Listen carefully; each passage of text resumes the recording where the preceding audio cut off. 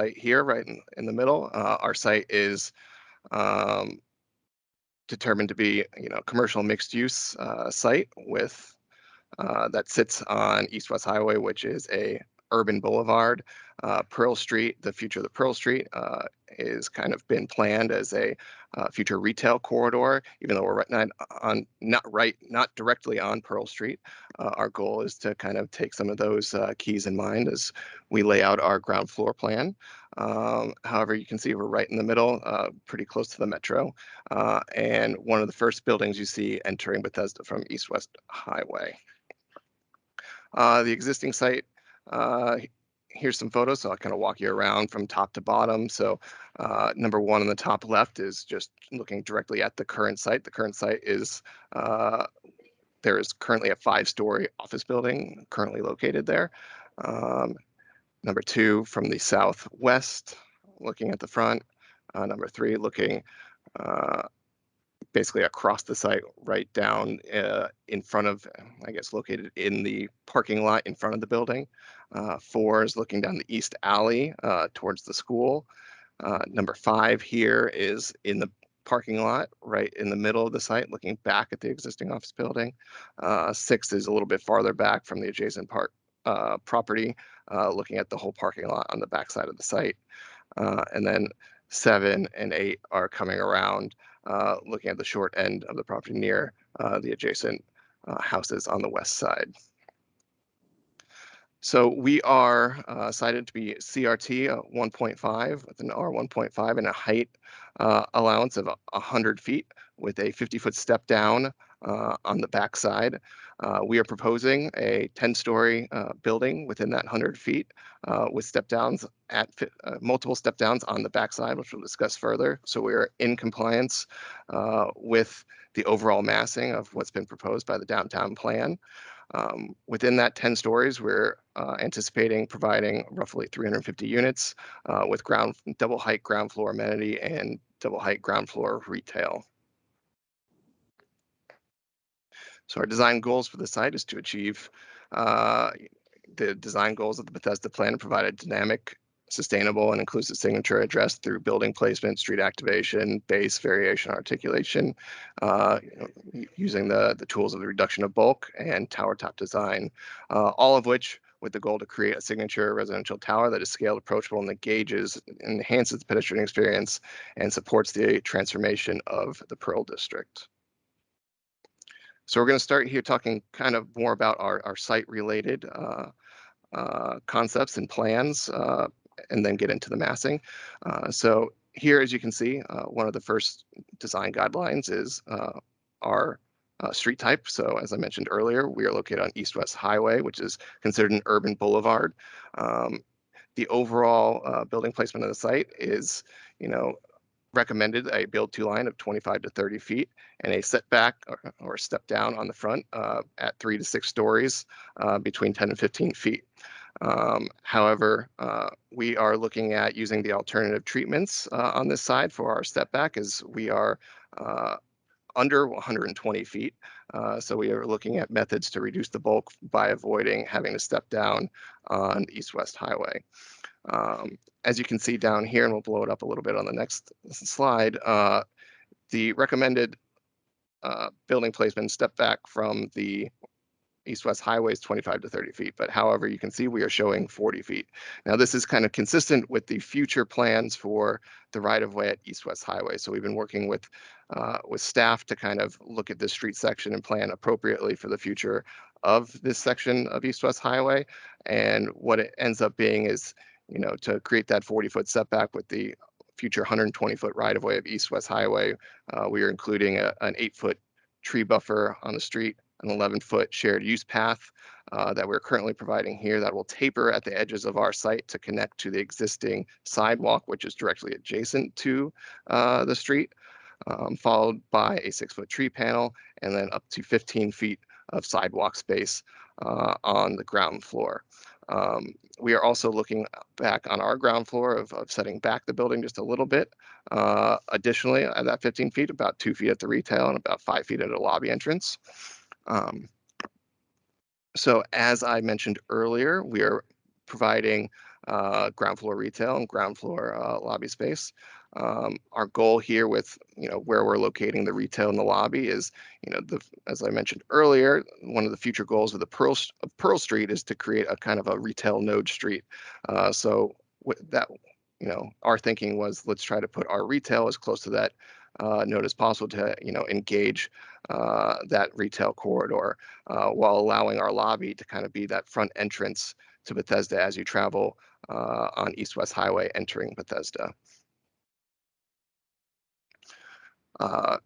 Being on East-West Highway, we are also located on a canopy corridor. So, working with staff on this new street section, we are fulfilling a lot of the requirements of the canopy corridors as well. So, we are providing a larger shared use path, as well as a second row of trees through this secondary tree panel within the site here. We anticipate being able to meet the 35% required green cover on the site through use of combination of uses of green roof and tree canopy, throughout the ground floor and upper floors of the plan.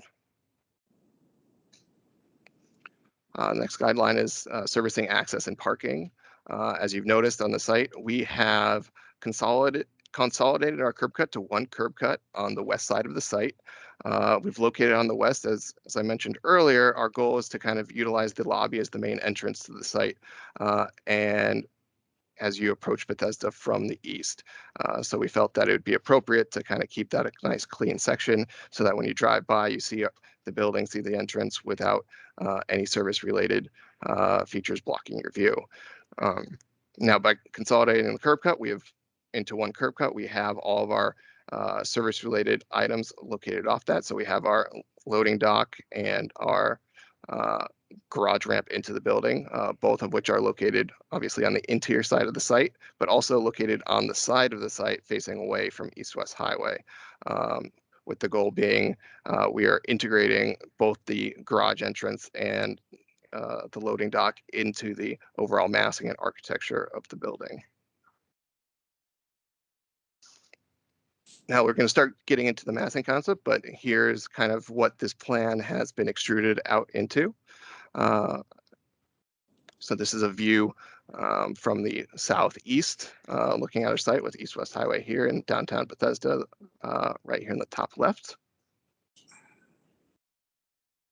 So how did we get there? We'll start here at number one. So as we develop the form of the building and the massing of the building, we look at taking the form and kind of extruding and peeling pieces away from there to get to our final concept and massing. So we obviously have our large site, and as we talked about, we are dedicating roughly 30 feet of the front side of our site to that future right-of-way. So that initially sets where our build 2 line is on East-West Highway. Around the rest of the site, we are setting back the building, anywhere between 13 and 20 feet, depending where you are on the building and depending how our articulation is. There's some tweaks in the building, but this is to provide access around the entire site for fire safety measures, but also openness for our facade and giving us the maximum flexibility to design the facade in the future for whatever we'd like. So here, once we've kind of created this initial form, we looked at our additional requirements, and one of those being the setbacks at 50 feet of height on the north side of the building. So you can see we have 2 locations where we're starting to set the building back.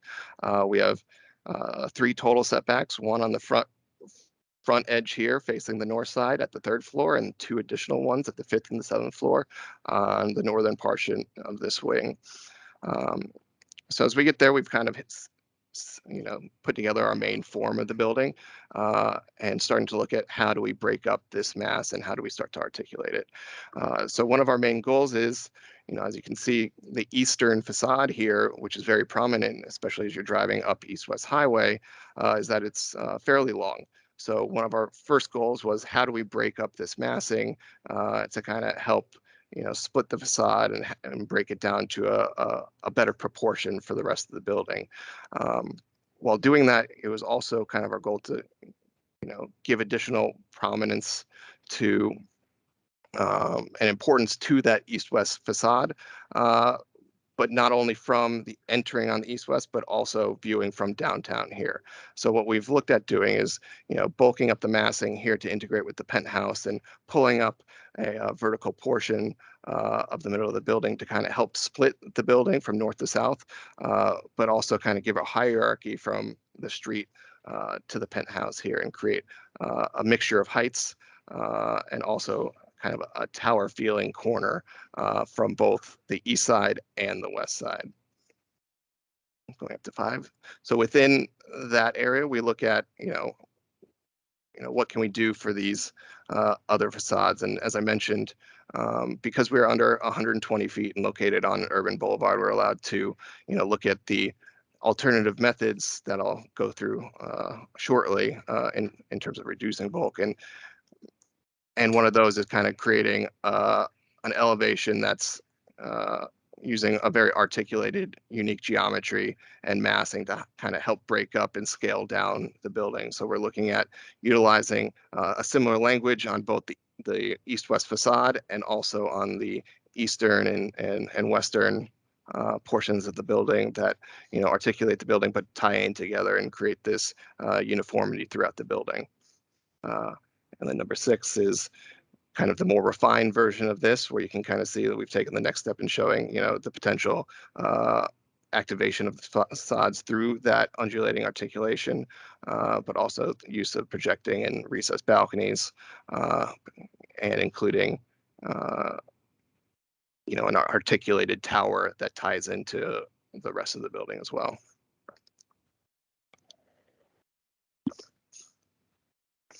Now I'm just going to spin you around and show you a few aerials. So this is from the southeast, as you've already seen.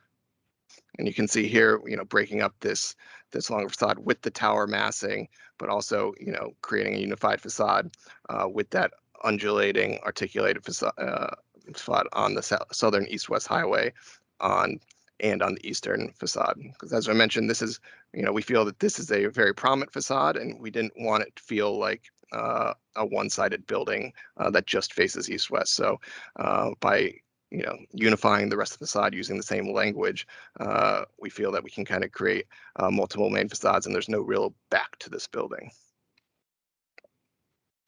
And you can see here a little bit better on the tower, we've taken that undulating of the main concept on the facades and integrated that into the tower as well. So there's unifying features that harmonize with all aspects of the building throughout the building. Additionally, on the west elevation as well, you can see that we've also brought around that language over here. So as I mentioned, trying to create a four-sided building here that doesn't only give prominence to the main facade.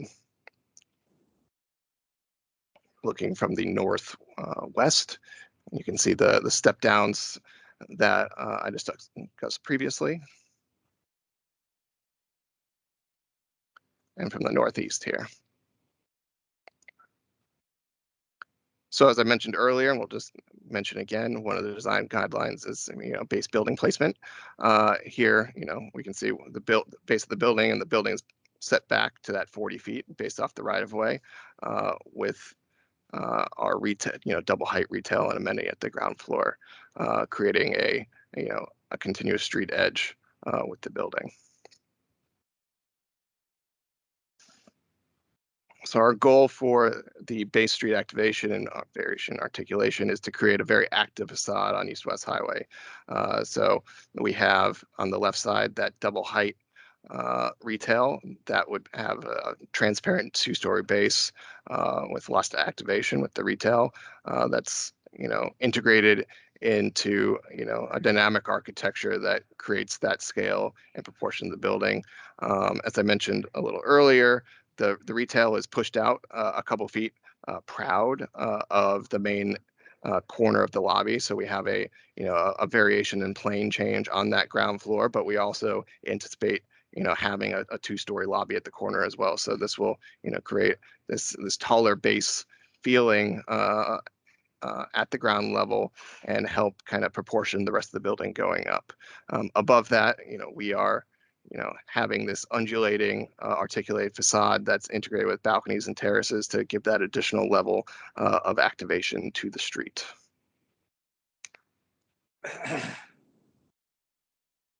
So the four methods that we've kind of looked at that are recommended by the guidelines to reduce the tower bulk in lieu of a base setback are utilizing unique geometry, varying tower heights, modulating and articulating facade, and helping limit the apparent face. Now, I think, as I mentioned, we've integrated this tower on the backside, kind of creating varying tower heights on the main facade, especially when viewed from the corners. As I mentioned ad nauseum already, that this this facade as an undulating facade that kind of tweaks and uses a unique geometry, which not only uses a unique geometry and overlaps every other floor, but because of its angles, it helps limit the apparent face when viewed from the ground. So really, it helps break down this facade into smaller sections to really give a better proportion to the building here. So our goal here with the tower and the corner, as I said, is to kind of create a tower that helps break down the building and gives some prominence not only to this main feature corner, but also harmonizes with the rest of the building and integrates within the penthouse. And by setting back where this tower is, we feel that not only it helps split up that east-west or that north-south facade as discussed, but also integrates well with the future penthouse and splitting up of the massing from there. And as you can see here, a little bit of that apparent face I mentioned previously with that articulated facade. It helps break up the roof line, but also, helps limit a longer facade by breaking it down to smaller pieces. As always, we strive to create a bird-safe building.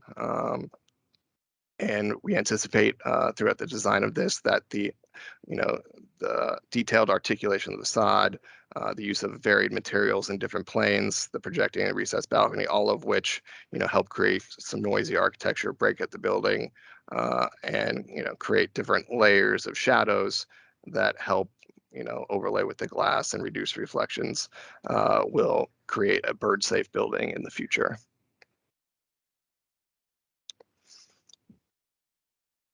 As mentioned earlier, our site uh, uh, is cited for a step down on the rear at 50 feet. And as I mentioned, we have closer to the street, one additional step down at the third floor, but we have the two additional ones on the back. So as measured from the adjacent ground, our first step down is 50 feet from the adjacent ground, but as measured from our building height measuring point on East-West Highway, it's about 40 feet. Between the north and south side of the site, there's about 10 or 15 to 20 feet of grade from East-West Highway down to the service access road at the school. So it was kind of our goal to look at where it was appropriate to have these step downs to help kind of create a better massing that's appropriate with the school there. So in lieu of looking at, hey, we'll take it from 50 feet as measured from East-West Highway, it seemed more appropriate for us to follow that on the backside of where it's actually touching ground and stepping back from there and creating multiple step backs instead of just one step back to kind of ease the transition and help the proportion of the backside of this building. So getting into some of the precedents that we're looking at for the base, middle, and top of this building, as I mentioned, the ground floor is a double height mixture of amenity space and retail space. So, we're striving to have, large two-story glassy openings with, articulated materials and plane changes throughout the building design, helping to kind of create that proportion appropriate for a two-story base. Moving up through that articulated facade, we're looking at integrating those balconies into the design of the facade using, varied materials, potentially metal panel or masonry, but really kind of creating a integrated architecture with the overall design instead of applied architecture. And the top, that tower that's, taken a key from the undulating facade. The goal is to kind of integrate that and harmonize it with the rest of the building by further emphasizing the height of that tower, but also playing in to the overall massing and concept of helping split that north-south massing as well. So just getting into the plans, as I mentioned, we're a 10-story building, but we also have 2 floors of underground parking. So you can see here we have one level, the G2 level is fully underground. And as I mentioned, our site goes about 15 to 20 feet north to south here. So we have a second, our G1 level underground parking at the north side of the site. But as you go towards, or on the south side of the site, as you go towards the north side of the site, as the grade peels away, we will have an additional level of residential. So really on the north side of the site, we'll have 11 floors of residential. On the north side, we'll end up having 10 floors. Again, ground floor retail lobby with residential on the ground floor. Double height amenity integrated with probably second floor amenity that interacts with that ground floor double height space of our first floor amenity. Over here on the third and fourth floor plan, you can see that first step down on the north side of the building there.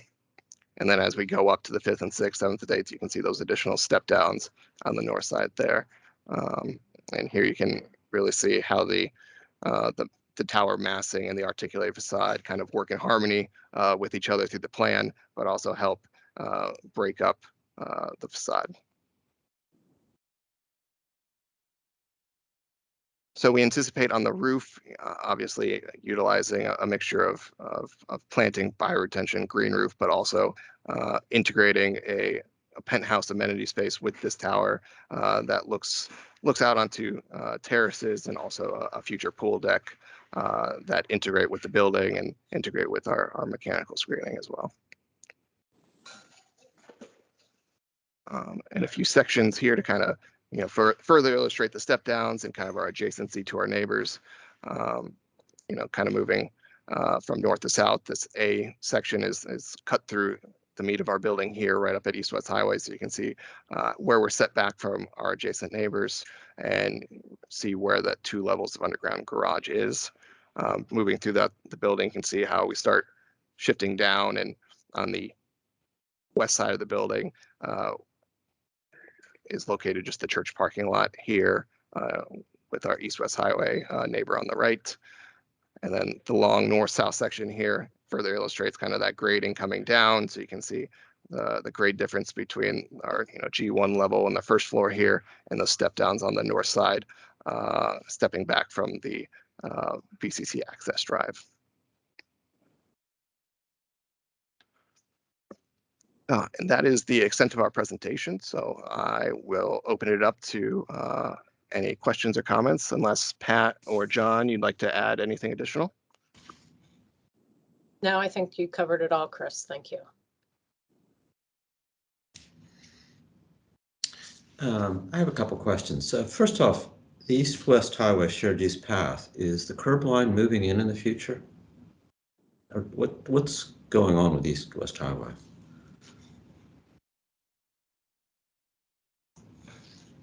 So in our discussions with staff, there currently is no actual plan to move the curb cut into further in, but from our discussions with them, if it did, it would move up to, I think, the shared use path, if I'm not mistaken. But right now, it doesn't seem that that's likely. Okay, and relative to that, instead of a setback at the ground floors on the East-West Highway, you really have a small cantilever, right? Is that correct? Yes. Overhang of cantilever, right? Yeah. Which is kind of going the opposite direction is what the guidelines are asking for, right? Yeah, and a little bit. I think our goal looking at this east-west highway facade was, trying to create kind of a multi-planar with a break at that 2-story level. But because we're setting the building back an additional 10 to 15 feet past what the guidelines recommended, we kind of felt that we're being pushed pretty far back. And, if we kept stepping back, it would kind of hurt that urban experience of east-west highway. So we were trying to keep as much of the building massing at that front area as we could by also, promoting healthy ground floor space. Yeah, well, Chris, thanks. the cantilever, I'm sorry, go ahead. Yeah, I mean, thanks for the response, because I'm kind of probing the fact that you're giving more space in the front. You're building further back versus doing the setback. So I think there's a bit of a trade there associated with that. And that cantilever is still within that 40 feet. So we're not like cantilevering into the public space. So just Gotcha. making that clear. Gotcha. Yep. And then one other general question, and then I'm going to turn it over to others that may want to ask some questions, but I do want to come back to a couple other points. So the height of the building is what by the guidelines supposed to be? 100 feet. Okay, all right. Yep. And then it's your penthouse that's going up higher than that 100 feet, correct? Yes. Okay, all right, okay. I have some other questions, but I'll defer to others right now.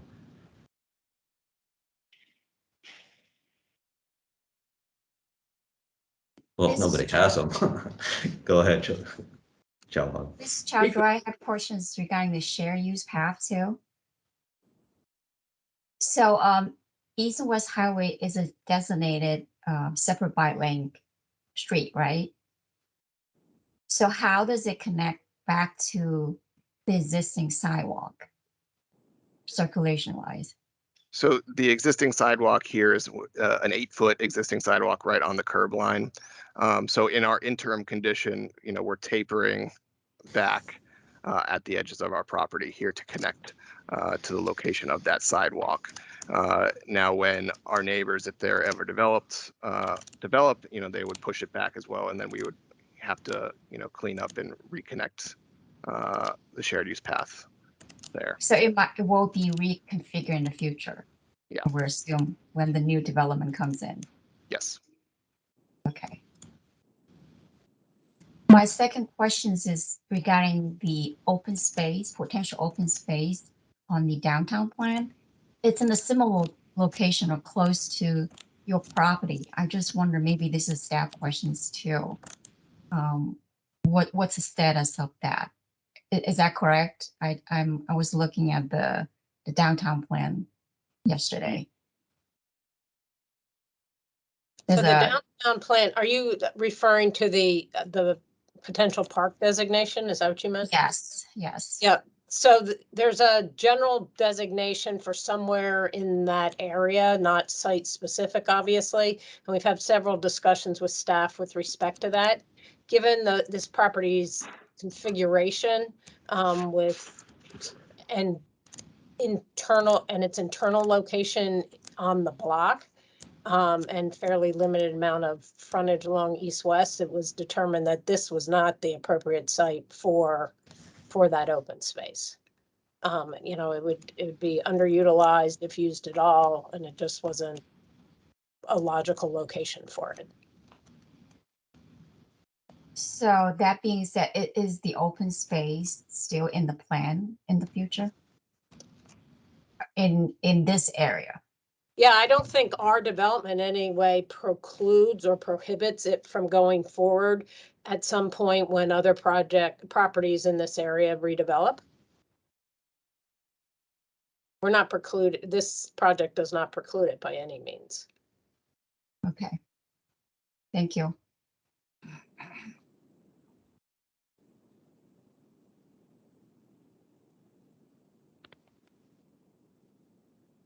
Well, if nobody else has other questions, let me continue with mine. Can you go to sheet 819, please?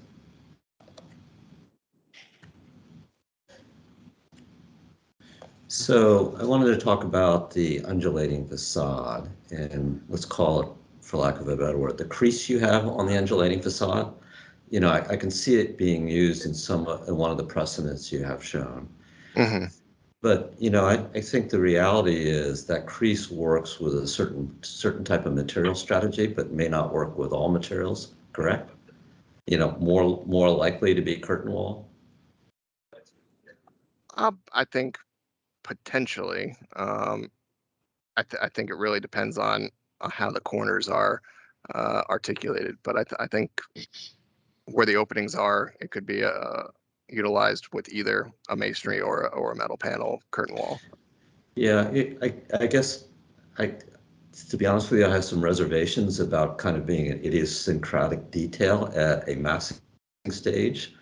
But it really relies on, I think, development of what the material strategy is associated with it to see how convincing that really is.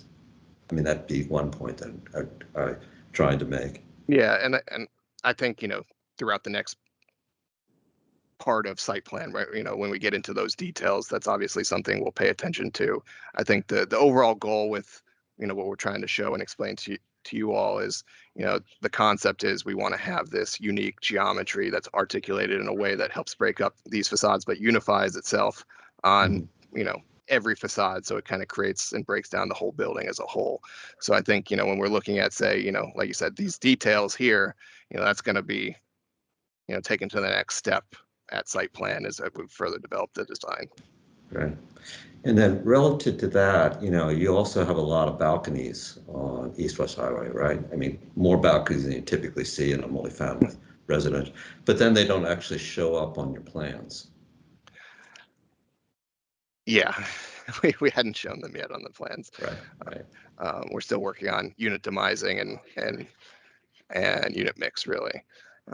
So yeah. After COVID, most of our clients want 50% more balconies in these projects, all these new projects. I think we are providing much more balconies. Yep, and the goal is open space. Gotcha. Okay. And then relative to the north facade, I'm assuming the slope plane that is required on other parts where you hit residential neighborhoods doesn't necessarily apply here. No, it's applicable if the property were developed or doesn't develop for residential. And as you know, immediately behind us is the school, the parking lot, and the tennis courts. Correct. And then let me just ask two other questions. Is there affordable housing as part of this project? Yes, 15% MPDUs. Okay. And then what are the sustainable initiatives that you're contemplating other than the vegetated roofs or green roofs? I think going forward, we're going to investigate potentially having a LEED certified building in some sort. We haven't gotten to levels yet, but also how that works with utilizing additional aspects of solar. I don't know if John, you want to. No. Yeah, go ahead, Pat. Well, I was going to say, I'm not so sure that at this point we have those details worked out. We recognize that it's a requirement and we will have those. Okay, very good.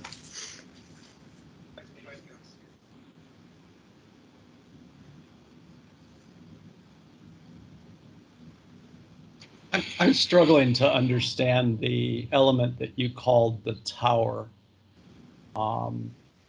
and to understand what the face of that, how you envision the face of the tower to the east and to the west. As I correlate with the plans, it looks like those are facades of units. So I would imagine that there's glazing there, there's operable windows, whatnot. But somehow in the massing diagrams, it looks like it's a large blank.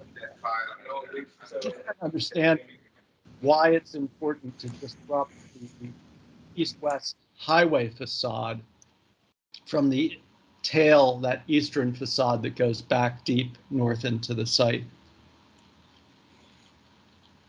Would there be more advantage to just simply wrapping the facade around without the sense of this tower element, which is essentially really just a extrusion of the mechanical penthouse downward. But would it be more advantageous to wrap that massing around the site and create a sense of unity?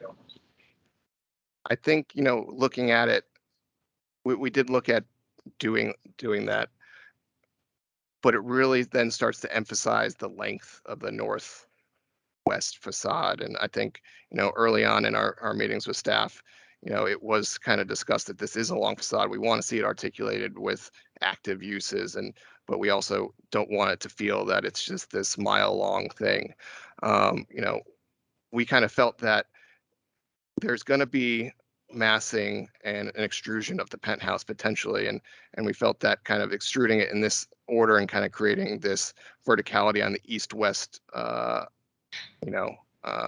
portion of the building kind of help break it up in the sense that we have these two pieces that are split by this one element that is tied in with a similar language. And I think that as we articulate the building and articulate this facade, it's a good opportunity to play with the proportions of those openings, whereas everything, say in this blue skin could be more of a punched, simple opening, and then we have an articulated, two-story reading facade integrated with, say, a four-story reading facade, as we get to that. So it, creates a more dynamic and, piece of the building that, doesn't feel separate, but it helps create some hierarchy throughout the building.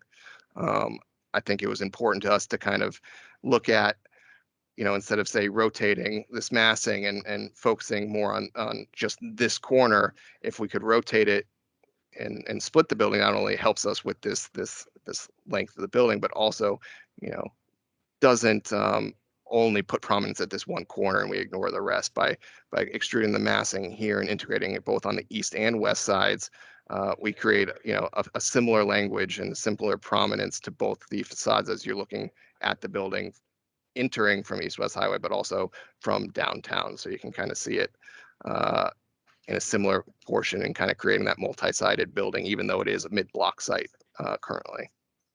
Does that? Yeah.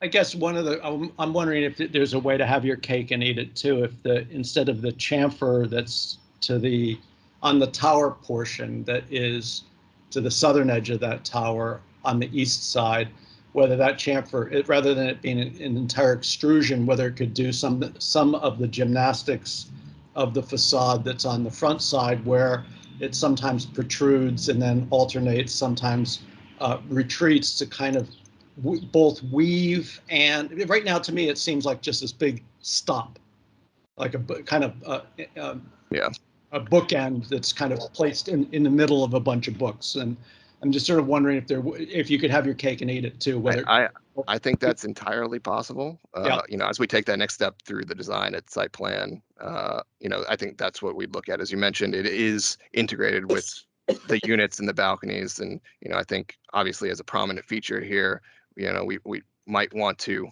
split that up and integrate it and have a little bit more activity at that corner to integrate. So some recessed balconies. Chris, if I may, I think one way. I mean, you could have masked this building like relentless extrusion of one or two, I guess, facade treatments. I think what we're trying to do here is like trying to break the massing. So you're trying to going a massing option of like a head and tail. So you're trying to compose and splitting the massing, so the overall massing of the building, it doesn't look relentless that goes on forever. So we will further refine going through this, but I mean our approach is just to make the building read almost like two different segments.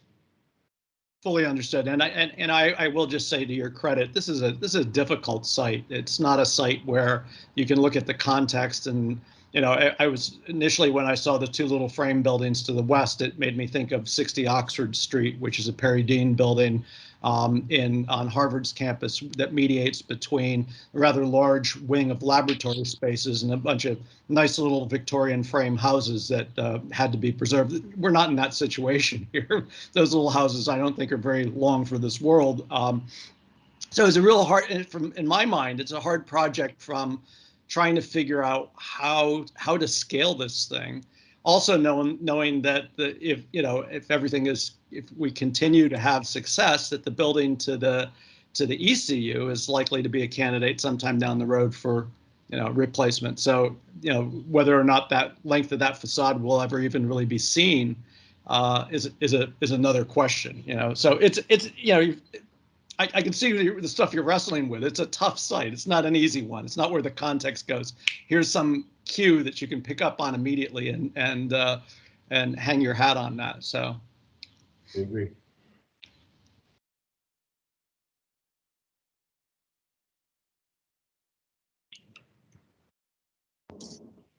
Any other comments from the panel at this time?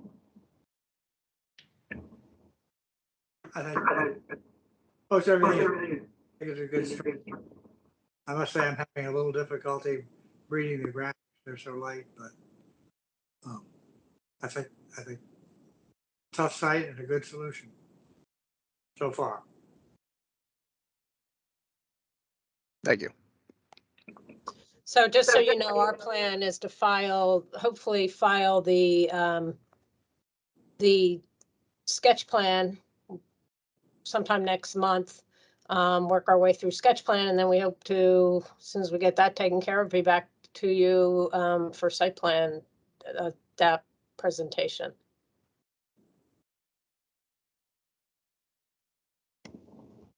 So since we're at sketch, a straw vote is typically taken at the stage.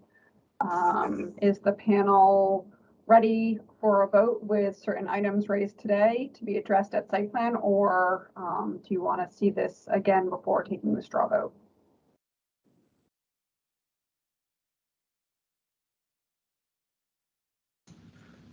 Personally, I'd rather see it at the next stage before taking the straw vote. They're at 20 points, correct? Correct. Yes, they're asking for 20 points. So if you want them to come back during the sketch plan before it goes to the board, is that what you're asking for before the straw vote? No, not necessarily. Not necessarily. I don't see that necessarily. So take a straw vote today that they're on track for receiving at least the minimum amount of points. Since we don't approve points at sketch, we approve categories. And then when they come in for site plan, they'll obviously be back as well. yeah.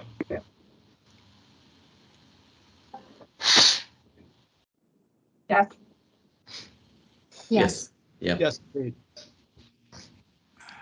Okay.